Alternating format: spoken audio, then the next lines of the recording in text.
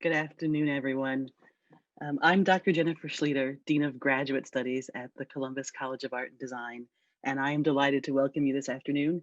This workshop is sponsored by our Master of Fine Arts program in Visual Arts. CCAD's MFA proudly draws together students with a broad range of approaches from illustration to sculpture, from photography to painting, including fusions and hybrids and transdisciplines too. We revel in discoveries that emerge when these folks are working alongside each other in our classrooms and studios.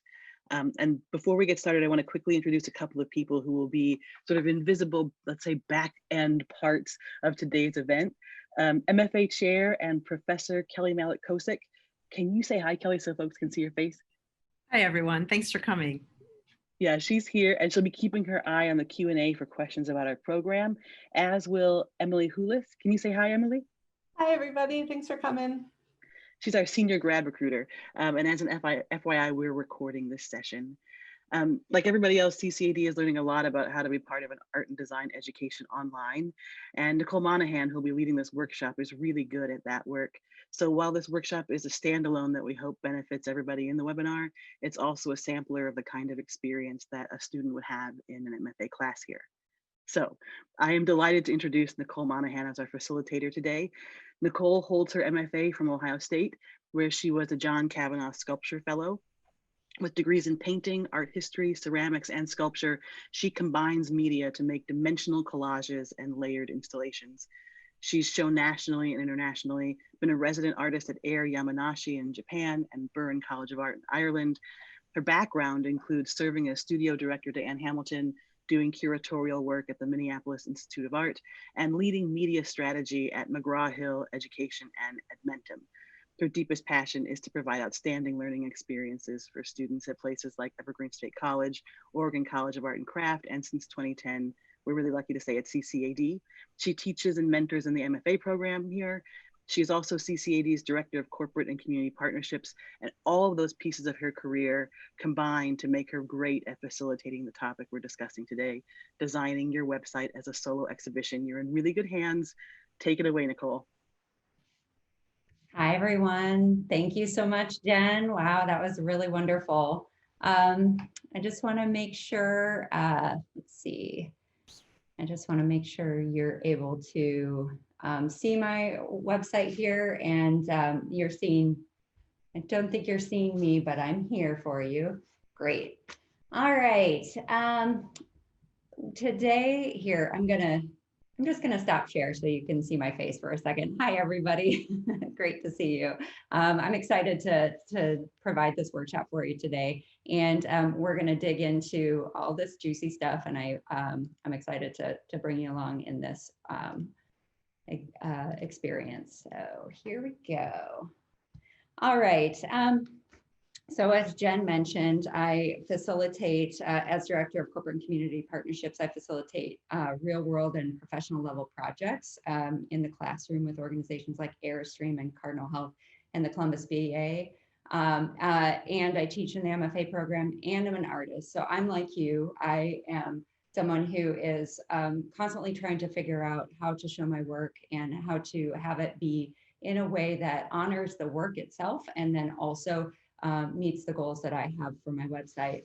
So let's jump into the agenda for today. We're going to talk through the concept of a website as a solo exhibition. We're going to share answers to the pre-work questions that I sent you. And if you haven't had a chance to do those pre-work questions, don't worry about it. That's okay. I will be posting the questions and you can respond to them using the interactive tools here within Zoom. I'm also going to conduct a shortened version of the interview that I like to do with students and other artists as well to help them understand what their website could be. And really my goal with this interview process is not about me telling you what your website should be, but rather being someone to listen and ask questions that helps you hear yourself and hear what you need from your website. And that kind of work will then allow you to, understand what is going to best represent what you need. At the end, we'll leave time for Q&A. So if you have questions as we go along, you can use the Q&A button that is at the bottom of your Zoom screen, and you can, Kelly and Emily will be monitoring that Q&A, as Jen mentioned. If they can answer your question in that moment, they will, but if not, then we'll save it for the end and we'll try to get through as many as possible. All right, so I would like to start with a poll. I'm going to launch it now. Hopefully everybody can see the poll. So there are 4 questions on here, so just make sure that you have a chance to see all of them. And if anybody is having trouble seeing the poll, just shout in the chat.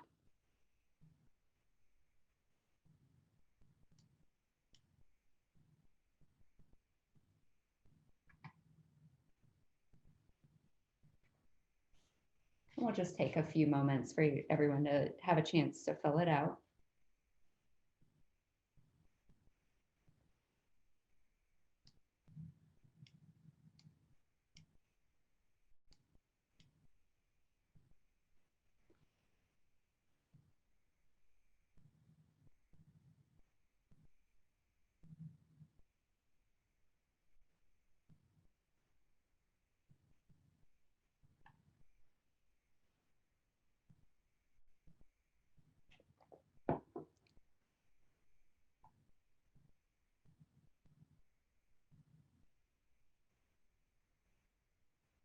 This is so fun to watch all these responses coming in real time like this.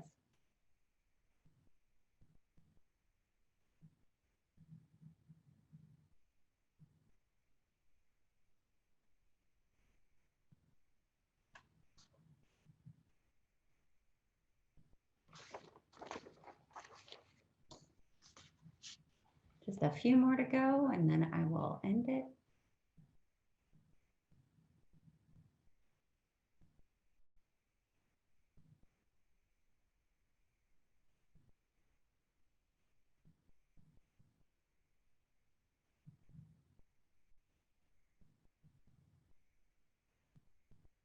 Okay, let's take just 15 more seconds, and then I'll go ahead and end it.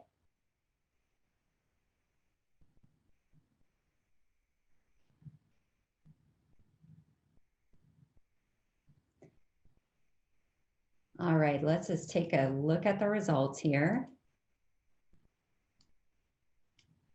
All right, so it looks like we have a good smattering of different disciplines represented here. If your discipline is not represented and you want to share, you can put that in the chat.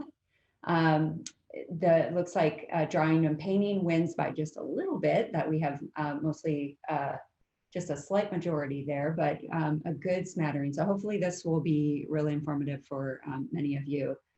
And then in terms of top 3 goals, it looks like sharing work with potential galleries and curators is the primary, is a goal that many of you share, but also applying for teaching jobs and exhibitions and support, selling work directly, and getting commissions. Looks like over almost a third of you are interested in how to share your commercial and your fine art work on your site, which I think is really interesting.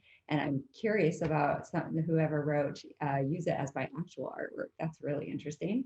So, and then you can see a makeup of who is here right now. Hi, MFA students. Hi, potential MFA students. It's really nice to have you all here. And we do have some alum and staff members and a community member. And something not listed here, I'm curious. So if you want to share in the chat, that would be great. And it looks like about 2/3 of you already have a website. So you have already started to go into the territory that is trying to share your work online, which is there's so much organization that you need to do, and getting your work to a place where you feel good about it is a really interesting work to do. So you already know what that experience is like. All right, thank you so much for answering that poll. Okay, so I want to share just a little bit about how this concept of your website as a solo exhibition came about. And really, it happened for me. I started to conceptualize it like this when I was in graduate school. And this was the kind of work that I was making at the time. I was deeply interested in like contemplative, close looking, very like quiet actions, quiet things these pieces are actually tulle, which is a fabric, sort of like what you would find, it's like a mesh fabric in tutus. Tutus have that. And this work, I was making this work alongside two other people in my sculpture cohort. One who was working with electrified pig intestines and coal, and the other who was working with blood and large scale installation. And I felt like every time we had a group critique, my work like was not able to be heard, or there was just like, you know, a different kind of energy that was happening. And so my work struggled to have a conversation because it spoke in a very quiet voice in what was a much kind of louder and more energetic conversation. So when I was getting ready to leave graduate school, I had a solo exhibition of my work that I'd made during that time. And it was in that moment that I realized, like, oh my gosh, my work can be heard when it is with its own, when it's within a conversation of its own. And all of a sudden, it all kind of made sense together. I created a certain environment or feel. And I set up the conditions so that the viewer could have an interaction with my work that allowed them to get into that deeper state of observation and contemplation that I was interested in.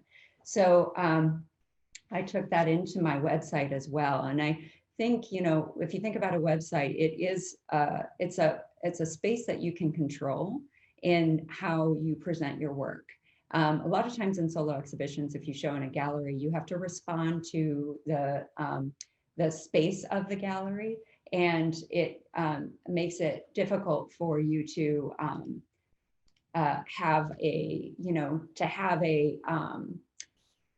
makes it difficult for you to always have control over how it looks. But in a website, you have ultimate control. You can control all the things. So except for, you know, the size of people's computers or their phones. So there's just a lot more control that you have in that space, and you can take advantage of that. My work right now, I can just I'll put a link in the chat to my current website. My work is now is very colorful, full of a lot of pattern, but this website has actually still continued to be helpful in terms of the layout of it. Okay, so let's take a look at some other artist sites to start kind of seeing how artists treat their website as a separate exhibition. And the first artist I want to look at is Mel Chin. Mel Chin is a very accomplished artist who's been working for a long time. And this is how you enter his site. He creates this kind of, you know, mystery sort of before you're going in. But as you hover over here, this takes you into his work. And when we go into his overall website, what we start to see is that he has, if we actually go to the first page of it, he has so much work. And so his website actually acts like an archive for his practice. And being able to see all these individual tiles, you start to already get a sense of how expansive it is and how many different media he works in, and that he's kind of all over the place. And you start to see themes that come about. And he understands that, you know, he's very prolific and he has this archival kind of usage for his website. So he understands you're going to need some help navigating it. So he has themes here. He has other things that he's done with collaborators. He separates it by material and medium. And he also includes his proposals, which is, some of his proposals are really interesting. If this will be something that we dig into in the professional practices class, how to treat your proposal as if it is a piece. It's a really interesting challenge. So installations are one of the things I just want to show you. This is a piece that's actually in the Columbus Museum of Art. If you have seen it, that you know that it's pretty amazing. It's the thing I want to point out about his website is he has very few images of his work, but he has just as much or equal amounts of writing that go with it. And writing is very important to his practice. So we can see what's important to him right up front. Let's look at another artist. This is Sarah Morris. She is a painter and filmmaker, And what I love about this is we already, with this gift that comes right in the beginning, it's a gift that's made up of her paintings, but it's operating almost like a film. So it has this kind of like she's creating an energy or sort of like a frenetic quality because of all the angularity within her paintings.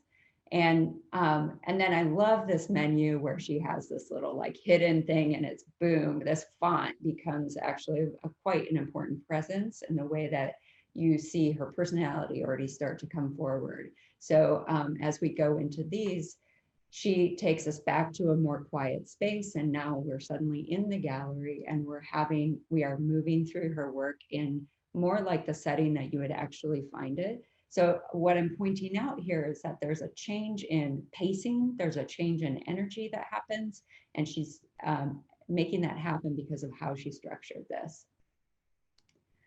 Jacoby Satterwhite is another kind of totally different approach to having his website. Notice he has no menu. The only options are you can contact him or you can watch this video. So he has very much curated and created the kind of experience that he wants you to have. So I'm going to go ahead and play this video and give you a sense of what I want to point out to you is that it is both the virtual pieces, the VR pieces that he makes, but it's also like gallery shots and also an artist statement in it. And I'm not going to play the audio, but if you go to this website and check it out, you will see. And I'll drop all of these in the chat here in just a second.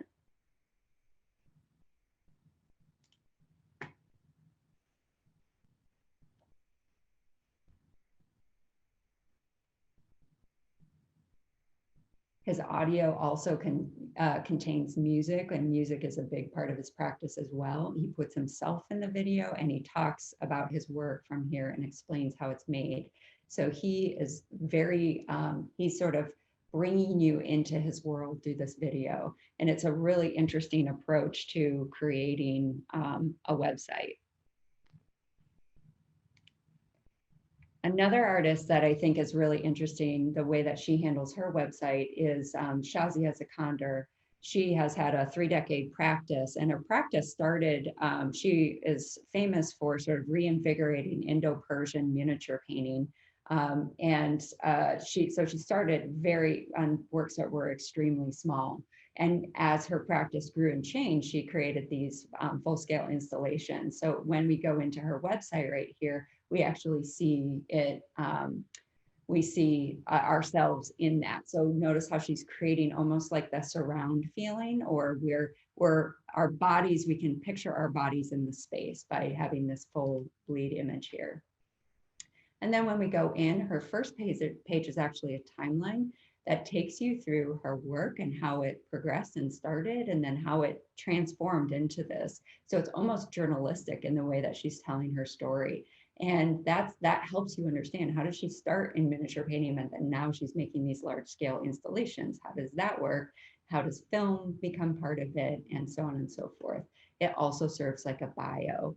And then her works are sorted by the types of work, and then by the dates of the work. Two more I want to show you. This is Raphael Soldi. He's a photographer. So we see his work here shown in this way. And then you can also view it as thumbnails. And then he also has them full scale like this, which is important for a photographer. The thing that's interesting about him is he also has a commercial practice. And so if you click this link, it takes you actually to a fully separate work website that has a similar layout, and similar look and feel, but he's clear to differentiate between his commercial practice and his fine art practice. And so if you see his work, you can see that he has these two sides of his practice. And then the last is Sana Takeda, who is a comic artist and illustrator. And one of the things I love about this website is she immediately brings us into her character's world. So she creates these almost like when I'm looking at it on my big monitor, I'm almost life-size to the character. So I'm having a one-to-one, which is very different than the scale that you would have with a comic. So she's creating a different sort of intimacy immediately with her work. And then she kind of has this way of sort of being really friendly too, in the way that she talks about things. And then if you go into her work, into her gallery, she organizes by the topics that she thinks people might be most interested in. So they might be most interested in monstrous, which she's well known for. They might be interested in the work that she did for Marvel. And the way that she's layering these images actually creates a sense of like aggregation, and that she actually has done a lot of work. So I think that that creates a certain kind of feeling. All right, so let's go back here. I'm going to present again. The other thing that's funny is when I was looking for their portraits, I just found, I played a little game with myself, and they're all at 3/4 angles at the same angle. So just kind of a funny little thing I did. All right, I would like to ask you to please open your chat window if it is not currently open, because we are going to do a thing called Chat Swarm. And it is a fun little activity. And I'm going to tell you this a couple times because we need everybody to sort of do this in order for it to work out.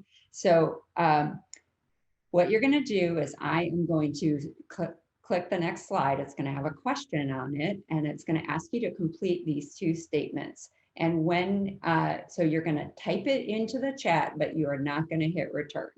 So type in the chat, but do not hit return. Okay. Hopefully everybody is on board with me. So in the chat, please type your response to these two statements. I think about this audience when making my work. Who do you think about? And I want them to react to my work by what? How do you want them to feel? What call to action do you want? What are you looking for? How do you know you're successful? But don't hit return. So we're just going to take a few seconds or 30 seconds for you guys to do that.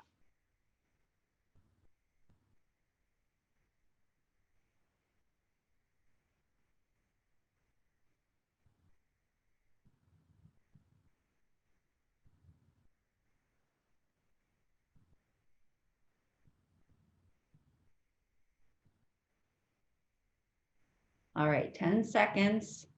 That's all right.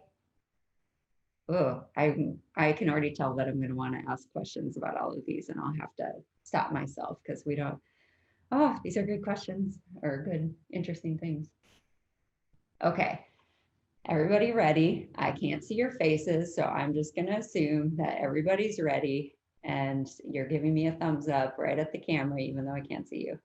Okay, ready, set, hit return.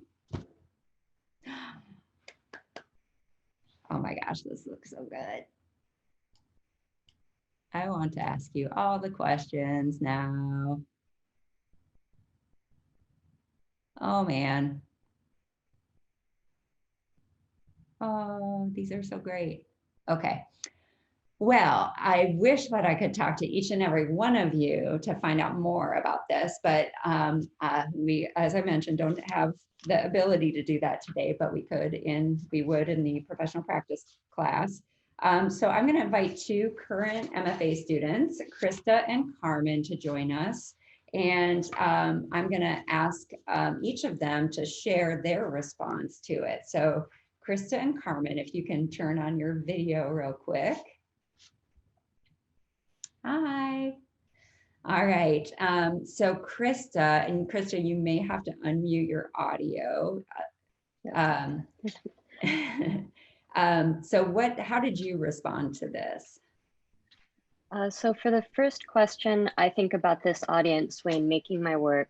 I said, because so much of my work relates to childhood, I imagine the people in my audience are those who have maintained a rich inner life into adulthood. Mm-hmm. And I want them to react to my work by feeling more connected to that younger version of themselves, while beginning to think about what in their lives should be cherished and what should be abandoned, both physically and philosophically. Ooh, juicy. Thank you. So interesting. Okay, I'm really excited to work with you both of you next semester, because how this translates into your website, that's super interesting. Okay, Thank you very you, much. Me Krista. too. I appreciate that. Carmen. Hi there. Hi. For the first one, I was thinking that when I make my work, I primarily think about educational spaces as someone who's a teacher. So I think about universities, K through 12 schools, and museums. In my work, I strive to synthesize art, education, and science. So being in an environment where viewers can have a dialogue about that work and then our impact is essential. And then thinking about my audience, I want them to react to my work by engaging with it physically, by having an interest in sharing it in the community and in spaces through installation, by hopefully like requesting further interaction with me through programs such as like visiting artists, teaching workshops, and just like educational events and things like that. Wow. Yeah, so that's really interesting. And I think even talking with your constituents that you might be wanting to solicit as, interest in, having them look at your website next semester, having them review your kind of draft ideas for your website will be really good to see if they can access the information easily and quickly. So that's super interesting. Thank you so much for sharing, Carmen. Thank you. All right. Okay, and now I'd like to invite Alyssa Hashi to join us. Alyssa is an amazing artist, and I'll just give a quick orientation to her work here. But first, I want to just say, so Alyssa she is a photographer and artist, installation artist, and she is a graduate of the MFA program in 2019. And I had the honor of working with her and really appreciate her work and appreciate the conversation that we have. And so I'm excited to see what this process will bring us. So Alyssa, this is an example of her her fine art installation work where she delves inward to explore family and identity. She's also a documentary photographer. And she also does commercial event photography and portraiture. And so she has a lot of different aspects of her practice. And I think her website has to do a lot of different things and be able to connect with a lot of different audiences. So what's going to happen now is I'm going to go through, I'm just kind of preview showing you that I'm going to fill in these Post-it notes as I ask her a series of questions about her practice. But I'm not gonna, I want you to be able to focus on Alyssa when she is responding and see the process of the conversation, because it's sort of what we will do with peer groups in our professional practice class. I'll give you guys a list of questions and you'll be asking each other these questions. And the goal of this is not that I think I know what Alyssa's website should look like. I do not. And in fact, my job is to be a listener and to be someone who can reflect back to her what she's saying and kind of capture it so that for her, she can start making sense of it. And this is being able to do this for each other is a gift that is really powerful. So I'm going to stop sharing my screen right now so that we can just focus on our conversation. Okay. So let me see. All right, there you are. All right, okay. So let me get my notes here so I can type easily.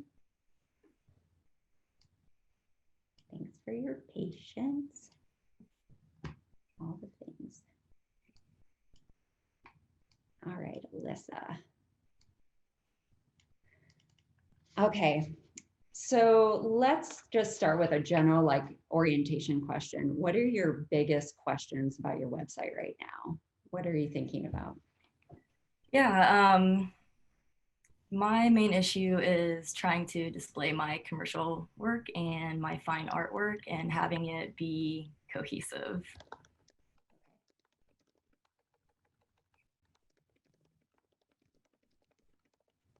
Okay.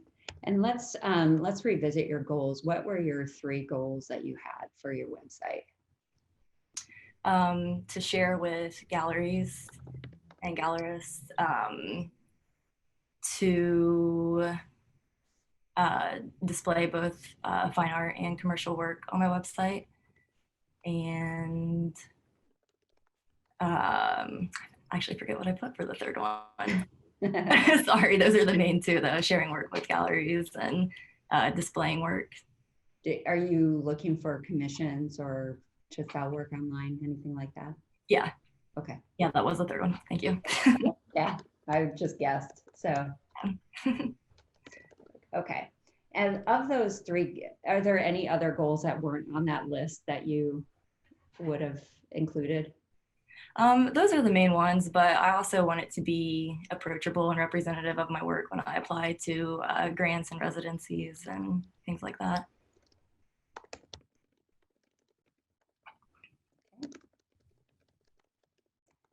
Of those goals, which one is the most important right now?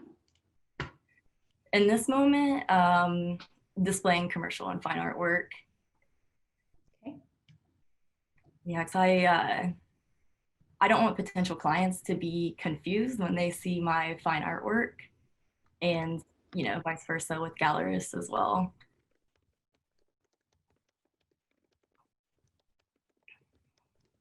Yep, that makes sense. And then what does a successful website do for your practice or for your life as an artist? How do you know you're successful with your website? I think, I don't really know. I think when I start getting engagement from my website, most of my engagement comes from Instagram. That's the only social media I have. But I get referrals there. I show my work there. I can engage directly with the audience. But I'm still trying to figure out SEO and all these other things that come with website to see who is visiting my website, if people are visiting my website. Great. All right, now we're going to move to your practice, and I'm going to ask you some. They're going to seem like unrelated questions, but it's all related. So, okay, we're going to talk about your practice on a typical day, what it's like. So how do you get ready to work? Like, what preparations or rituals do you do before you get ready to work? Yeah, actually, I just did one before this conversation. I do this thing called journeying. I learned it as shamanic journeying. C.G. Jung also talks about it in his work. It's exploration of the unconscious. So generally when I'm going within, I'll do this visual meditation and have these different archetypes and symbols come up, and then I write about them and try to decipher them through my photos. Or you're gonna like this, I just bought some watercolor last night to see if there's a different way I can start expressing it. But yeah, that's kind of the start of my creation process. Cool. So is there anything you listen to while you're making your work, or is it silent? What do you do? It just depends on my mood, but I generally listen to Alan Watts' Chill Step. I was doing that in school, and I'm still doing it now. For some reason, it gets me in the flow. So I can totally see that. Yeah. When I do the journeys, I do. It's called shamanic drumming, so it's just like a steady drum beat.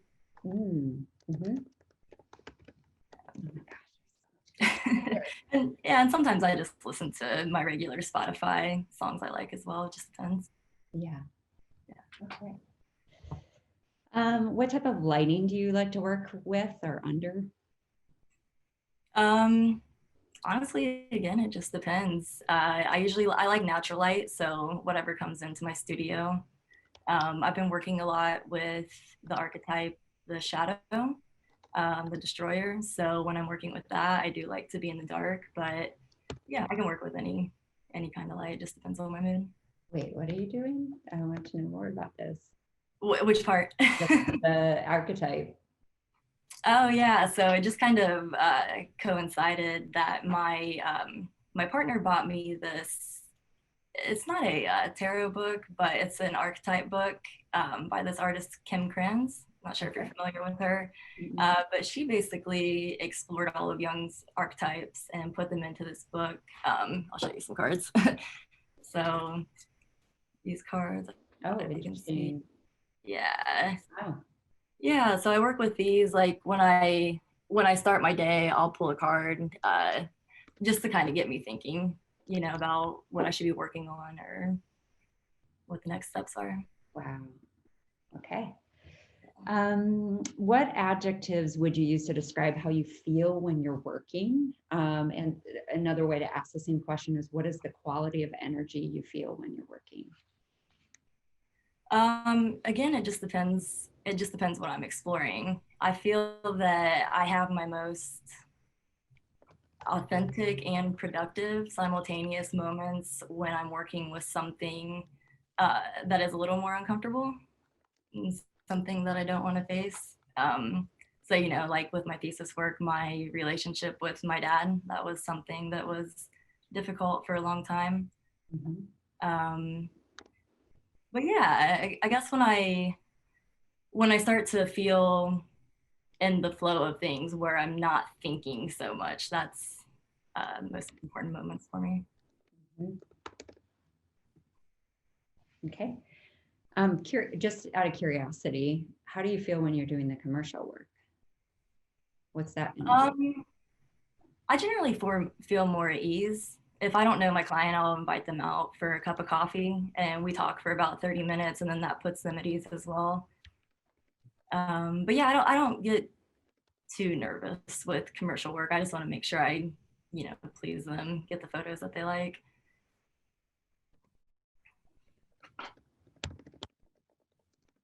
You, just out of curiosity, do you like to have a space on your website where people can look at images and select favorites, or have the whole collection? Are you needing to do that?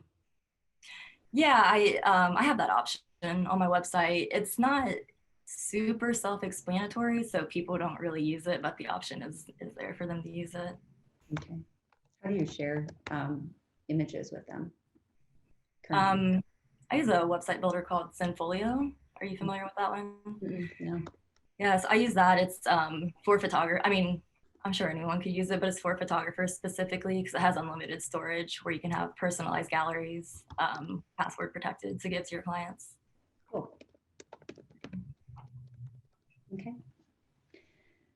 As a photographer, how do you think, I'm trying to decide if I already have an answer to this question. I kind of think I do. How do you feed your practice? What are your inputs beyond what you've already talked about? Is there any other inputs that you take in? Yeah, for my artistic practice. Either one. Yeah, social justice is a big one for me as well. It's something that I'm working with and through, and you know, in our moment of time right now as well. Mhm. With that obviously comes politics. Yeah, other than that, yeah, self-work and social justice are the two that feed my practice. Mhm. How do you take in, you shared a little bit of how you do the self work or the exploration internally. What are the inputs or research that you do around social justice and politics? Yeah. So I listened to this podcast called The Economist, which talks about the economy and politics, and the Associated Press. That's usually where I get my news. Online on Instagram, I like to see what the people are talking about, and then whenever I'm able to, I try to go to the streets to protest, to document and feel the energy and just listen to what the people are saying. Mhm. Great. Okay. Is there anything else that you didn't share as part of that that you want to add to that part of the conversation?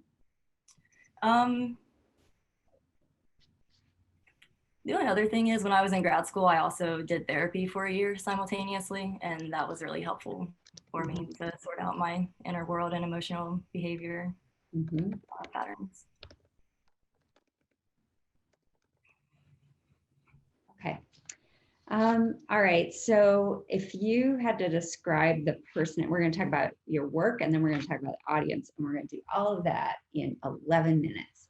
Okay. We can. All right, so your work, if you had to describe the personality of your work, what would you say it is? I'm like looking at it right now. I would like to think that it is raw, vibrant, and truthful. Hmm.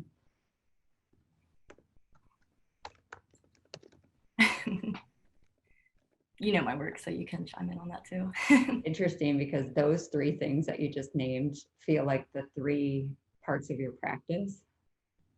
Yeah, Raw is the fine art, vibrant is the commercial stuff, and power or truthful is the documentary.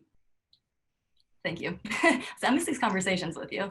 I know, seriously. Yeah. Okay. Oops. So I think we answered this, what themes are important in your work right now. Are there any other themes that you want to add or? Not really. I'm starting to look a little bit at my mother's side of the family, but that's just like just starting to touch base with that. Mhm. And I would like to think the overall umbrella of my work is the nature of liberation, but I haven't quite got to present that representationally. Ooh, that's juicy. What was Liberation that? of mind, Yeah. liberation Yeah. of the body, like that's so Yeah. juicy. Yeah. I mean, hopefully everything, but I'm more inclined to go with the mind first. Mhm.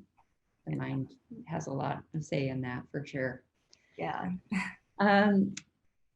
So if your artwork could speak, so let's think about both things. So separately, Okay. if your fine art could speak, how would it complete this sentence? My favorite way to be seen by others is. In a gallery. Okay. And what do you think it happens in a gallery that makes that specifically important for the work? I feel like kind of what you were saying earlier. I know you have to go with what the curator and gallerists say you can do, but my main experience with that, it was the thesis work, and I felt like I had pretty full control of that to express ideas. Mhm.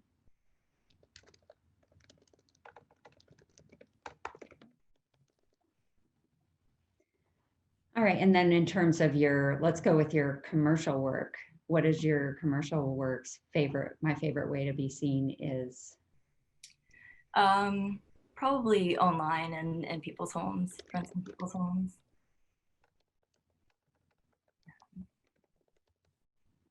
Okay. How do you prepare your work for display? So what is the space or delivery method that you use for each of your things, of your types of practice? Really, all I've worked with is printing images on like archival matte prints. Mhm. I did have the opportunity to have my documentary work displayed on a billboard a couple years ago in Columbus. So yeah, that was a great experience and a new way to see my work big in a community. Mhm. Did you document that, like get shots of it on the billboard? Yeah, the free hugs guy that you showed earlier. I didn't know who he was. That was from Trump's inauguration back in 2016, 2017. Mhm. I didn't know who he was, but I looked him up online, free hugs, and I ended up finding him. So he actually flew out from San Diego. He's a peace activist, and we Wow. documented it together. Yeah. You made a documentary? Yeah, he made a documentary, and then he used that piece for the cover art. Yeah. Cool. Okay. Is writing important to understanding your work? Yes. Yeah, journaling specifically.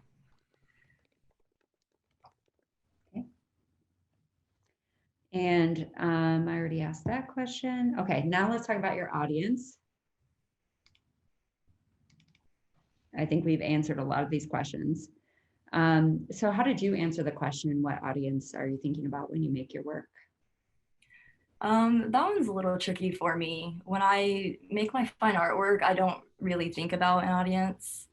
But when I'm making my commercial work, it can range anywhere from seniors in high school to, I'm just giving examples of people that I photographed, to their parents doing anniversary photos, to people getting engaged, weddings, events. I've been doing a lot of big parties, like 400-person kind of parties.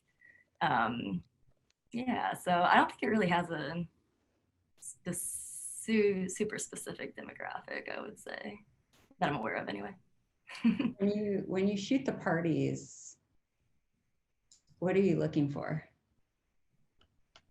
In the moment when I'm shooting, Mm-hmm. The energy. Whoever, those big parties, it's the energy. Whoever's dancing and acting up, and you can gauge and tell like who wants to be in front of the camera and who doesn't.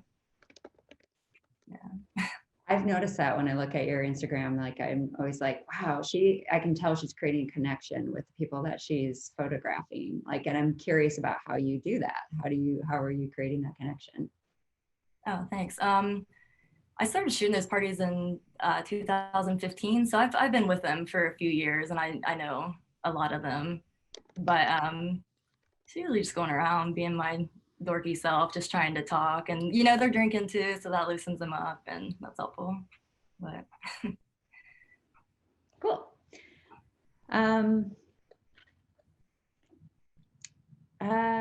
So how much time do you want the different audiences to spend looking at your work? I don't know if I could give an exact number, but definitely more time with my fine art versus commercial. If they want to spend more time with commercial, that's great too. But the heart and soul goes into the personal work, so it's a nice feeling when people spend more time with it. Mm-hmm. Yeah, it seems like you have two different speeds in your commercial practice versus your fine art practice. And I'm curious, when you think about maybe this goes back to a question that I was going to ask you, which as the photographer, how do you see your role in those two situations? Yeah, I'm a pretty fast worker in general. I like take a lot of photos and I use a lot of photos in my work. But the fine art practice is definitely a lot slower, more methodical, deeper thinking, literally just sitting and looking at the work for hours. Whereas the commercial is, I hope to create something creative and something that they like, but it's kind of like when that's done, it's done, and hopefully I can get a referral or a review or something like that. That's great. And then finally, my last question for you is, who is your most important artist right now? Or sorry, audience right now? I'm caught in that limbo again with that. It's kind of both, but with the times right now, I would really like to start making some more money. So, but I can't say one's more important than the other. Mm-hmm. Okay. Yeah. But building that audience right now is a focus for you. Yes. Yeah. Okay. All right. So, so what would then happen? So I'm just going to share my screen again now that I've typed up all these notes.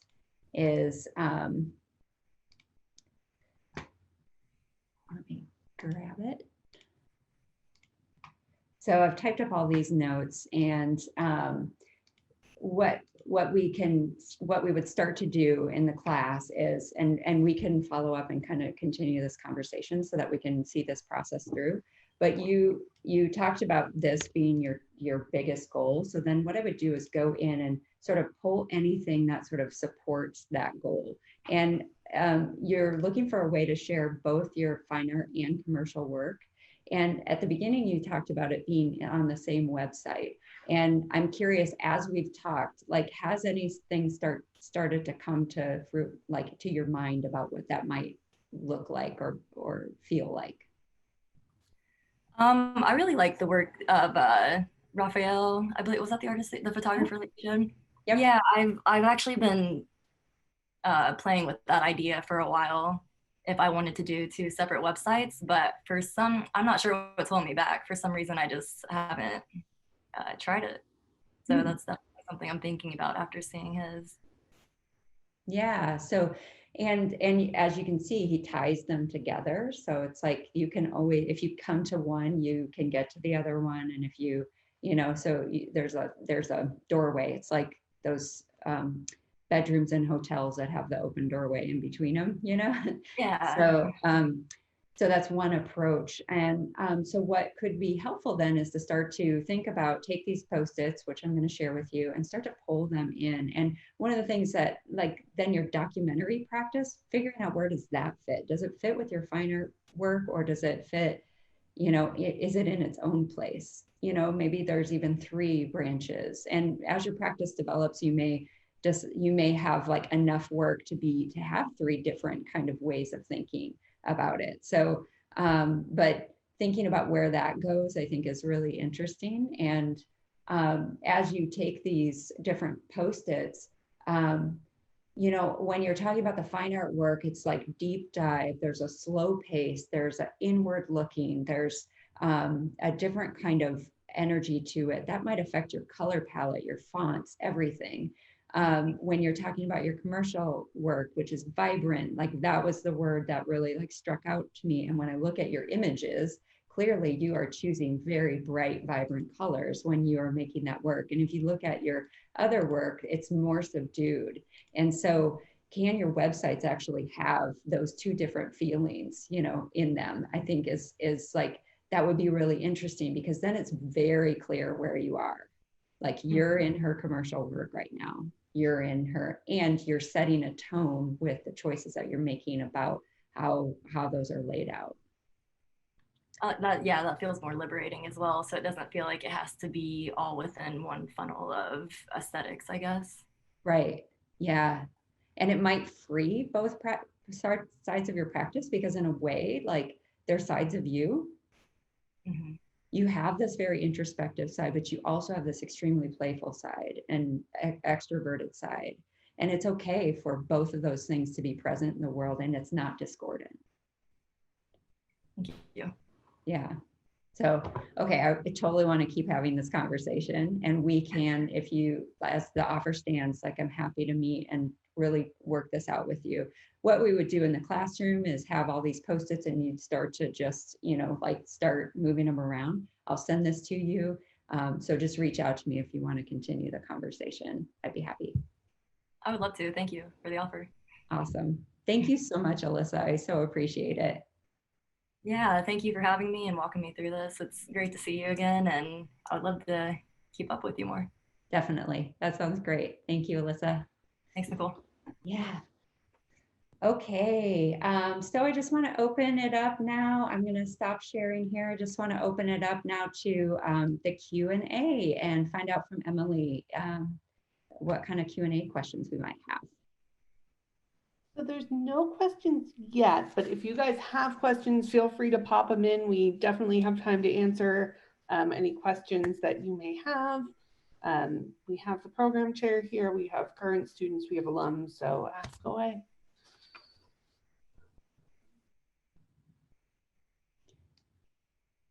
And if you do have a technical question about, like, what platforms I, have used or anything like that, I'm happy to talk about that too.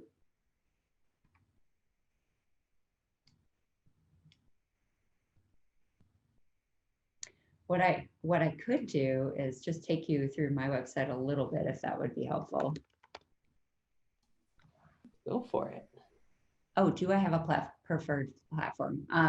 Yeah, So I really like Squarespace. That's the one I used to use. I think it was called Big Black Bag. I always say bag weird because I'm from South Dakota, but I really like Squarespace. And this is my theory about platforms. If you are not a web designer and coding is not something you do in your practice, it's worth paying for a really good, easy to use platform where you can upload your images and like just go, like you don't need a lot of finagling. You can just choose a theme and work with it and modify the theme. Because honestly, like I would rather spend my time doing my work than I would learning HTML or Dreamweaver. So I think it's that's an important thing to think about. And I think I pay something about like 140 or something a year for that in my URL. And having a URL that's your name is really important. And so eventually, so that's the kind of thing, is just helping people understand how to set that up as part of the class too. There's a question in the chat that talks about separate commercial and collegiate work, and then there's a person's question that follows that might help in the Q&A that says, if the goal is to sell an exhibit like Alyssa, is it bad taste to add prices? That might kind of fold together. Mm-hmm. So pricing your work, I think, it's tricky. So in her commercial work, I think she could offer packages. Like she could say, or this is my rate per hour, or she could offer packages, which I think she might do if I spent time on her website before. But that being able to see the rates for the commercial work, I think is very helpful. I think for the fine art work, unless you are going to put it on the web and that's the only space you're going to sell it and not in a gallery, I would let the gallerist sort of help guide you in the pricing of your work, because they take a commission. And so you'll want to make sure that it feels right and it's well priced for that particular market. Yeah, great question. And then 2 separate sites for commercial and collegiate work. I think like when you're just getting started out with collegiate work, it's okay to include it. And you might think about how you organize your work as you progress. Maybe you organize it by year, and that way that work all kind of folds to the bottom. And as you add work on top of it, it's going to end up, being your post-college work. And I do think that a separate commercial site is a good idea, because then it's not confusing to anyone. And if you think about, like, you don't want a curator to accidentally find your commercial work and think that that's your fine art work, and vice versa. You don't want, let's say you do something really like extreme in your fine art work and you're trying to get people to hire you to take photographs for your wedding, then it's like, they're going to get confused about what you're offering to them. And so I think having separate ones is very smart. Emily, which one should I answer now, or Kelly? So let's just go in order. The first one in the Q&A is, how do you decide to sort your work when you work across disciplines and mediums? So this is something that I definitely wrestled with, and I'll share my website for a second. I actually solved this by, so when you come into my website, you go into work. I solved this by putting it into bodies of work, because I have a strange practice. I work in a lot of mixed media, and I've done collaborations, like video collaborations and that sort of thing, and with dancers. And, like I work in sculpture, I work in painting and drawing and all kinds of other things. And so rather than trying to define something and where it goes, I just put it into bodies of work or themes. So that's one way to get around that. And then the second part of that question was, what is the best way to show durational work, video or photo documentation? So like for your video collaborations, do you just have stills? Do you have a clip? Do you have the whole thing? So I have clips and I do have stills as well. And one thing I would say is hire a good photographer for durational work. So I worked for Ann Hamilton for 5 years, and her work, so many of her installation pieces are like, this is the only time you will ever see this. And so you can't reinstall it and have the same experience. This is a one-time thing. And so she actually builds into her budget documentation funding, both in photo and video. So it's really important to capture both, and then you could choose which one you would use. We have a question in the Q&A. So this person has had some solo exhibitions in small museum and performing arts centers. These have been fabulous for building their resume, but not sales or even connections to commercial galleries. What advice do you have if the goal is to build collectors? Their work seems professional and academic. Yeah, so there is, this is a really much longer conversation to have for sure. But I think applying to a lot of shows at different, in different areas is really important. And one thing I would do is go to the artists that you really admire and look at the early places that they showed, what kind of, and maybe they're an emerging artist right now, so they're a little bit closer to where you are in your practice. And if you look at if that work is appealing to a certain institution, then your work might also. And so if you start doing that and kind of getting in the eye of these curators, and that's one way to start to like build a buzz. And there's a reading that comes as part of this assignment in the class that is from a book called Art/Work, which is a fantastic professional practices book that I would recommend to everyone. One of the things they say is like not having a website is like not having a phone number. And they also say that it is super important, and it's many curators and critics saying, I need to be able to have something I can look at quickly. So if somebody says a name to me, that I can look it right up, and I can look up that artist's work right away. So I would say, really look at the work of, or the showing of the people that you admire, and Art/Work is the name of the book. Oh, thanks, KMK. So yeah, so that's a bit of my advice. Just like anything in this amazing world, it's all about getting to know people and having relationships. And honestly, graduate school is a really important step in that.